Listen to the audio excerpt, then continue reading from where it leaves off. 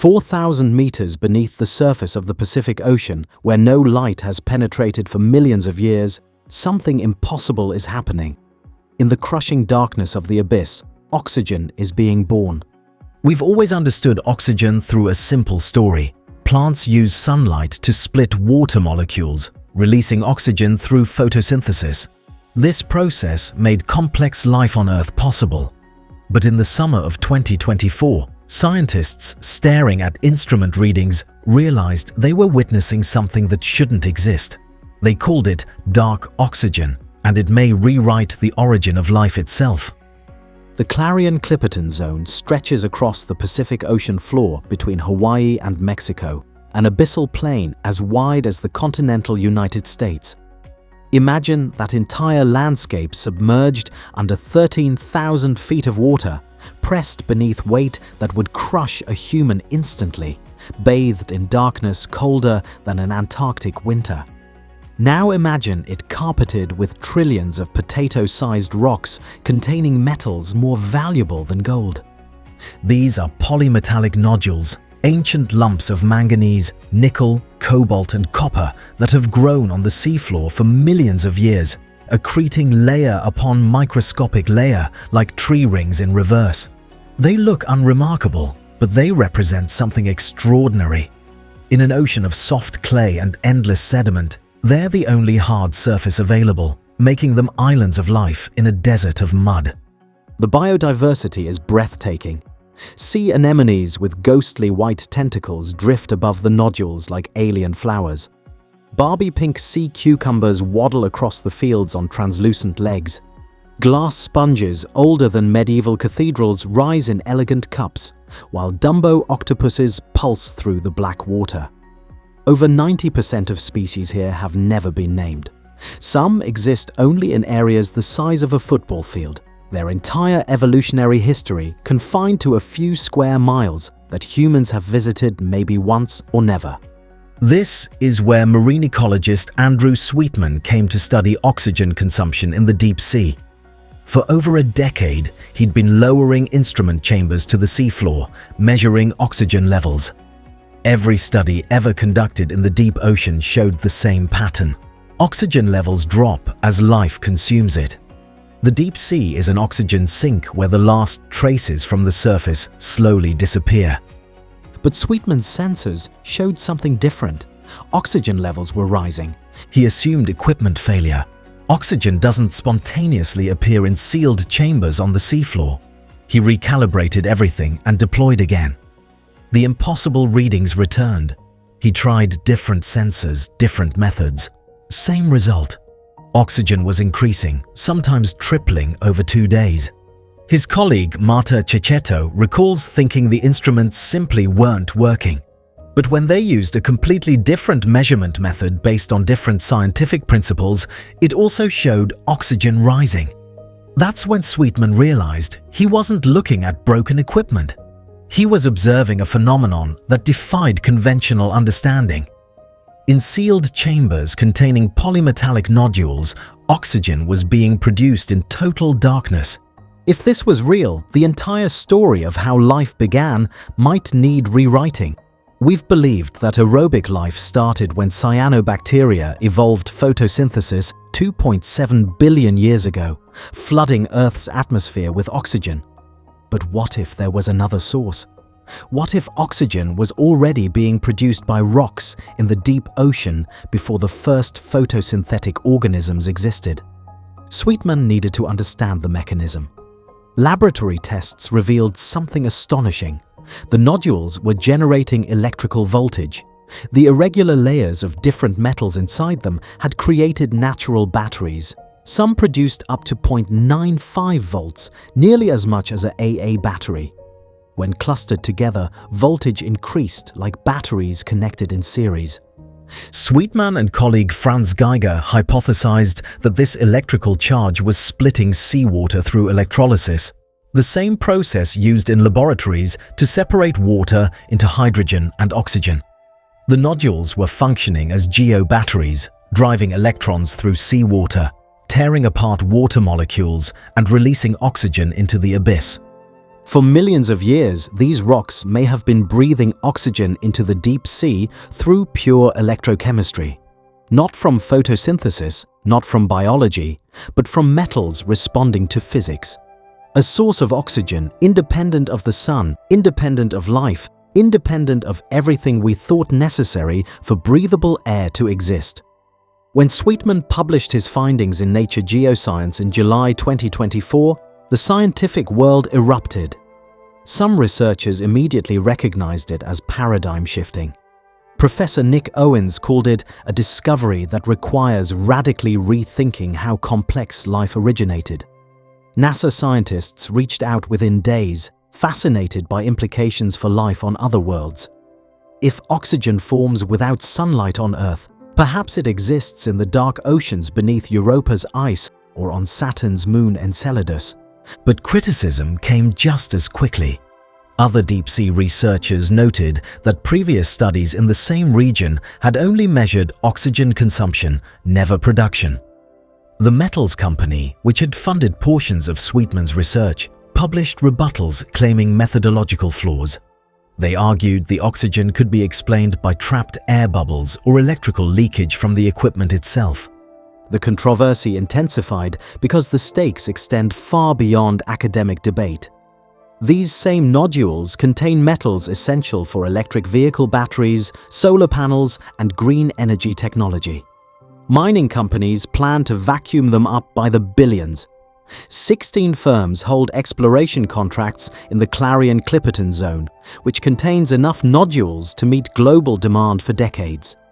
The mining would scrape the seafloor clean, destroying nodule fields and smothering ecosystems in sediment plumes, erasing habitats that took millions of years to form. Environmental groups seized on dark oxygen as evidence we know too little about the deep sea to mine it industrially. Costa Rica and Panama began citing the research in international negotiations, calling for moratoriums.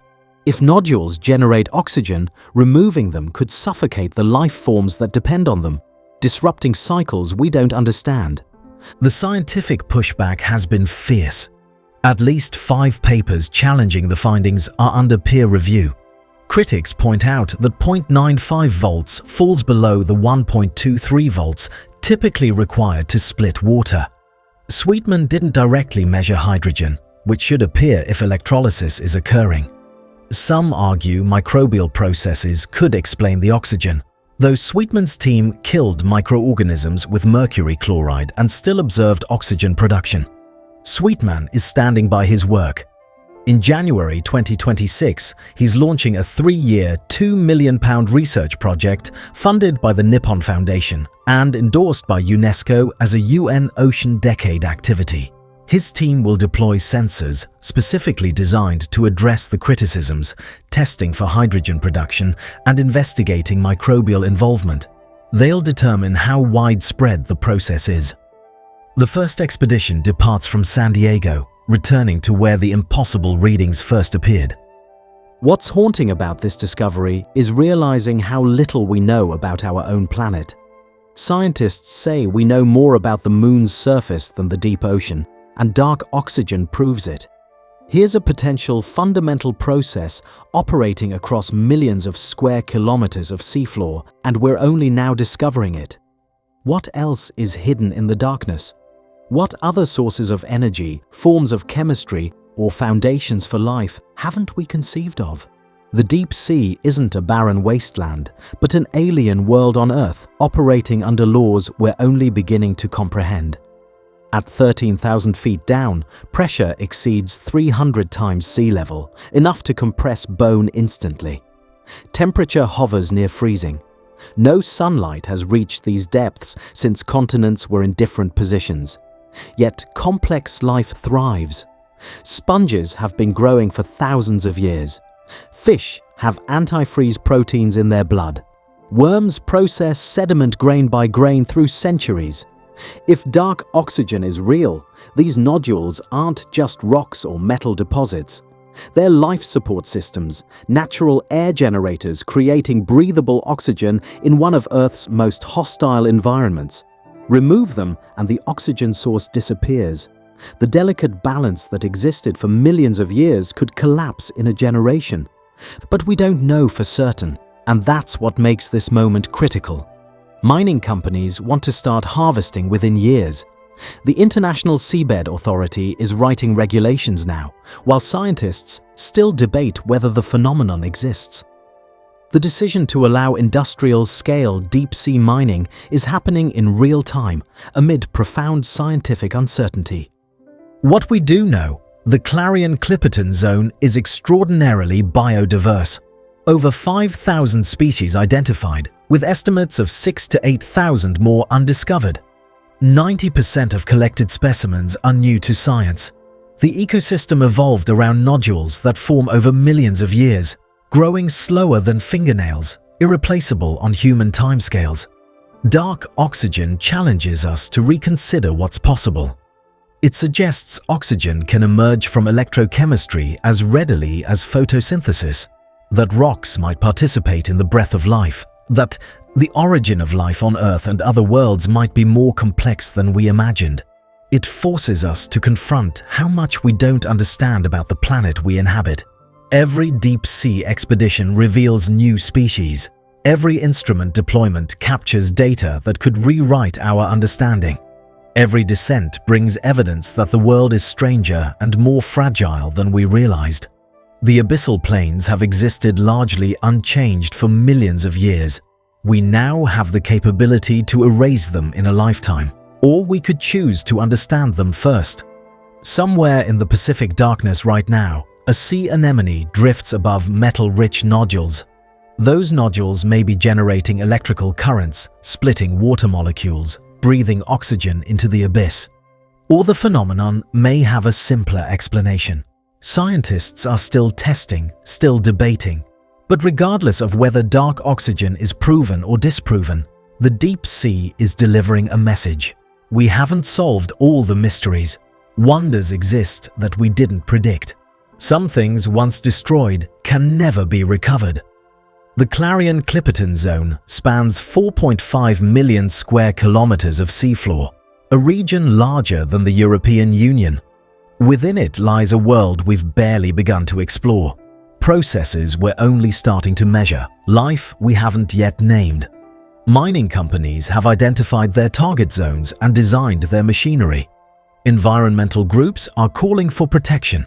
Scientists are racing to understand what's actually happening down there before decisions become irreversible.